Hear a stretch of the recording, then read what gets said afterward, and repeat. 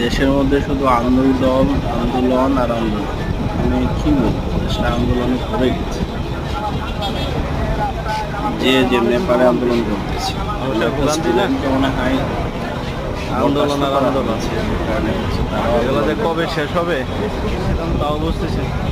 সাধারণ মানুষের যে ভোগান্তি হচ্ছে করছে আর কি, সেটা কারোর দিকে যে কারণে ওরা আন্দোলন করছে। এই যে মানুষ এত সাধারণ ভোগান্তির মানুষের মধ্যে যে পড়তেছে সেদিকে ওরা কারো কোনো খেয়াল নেই।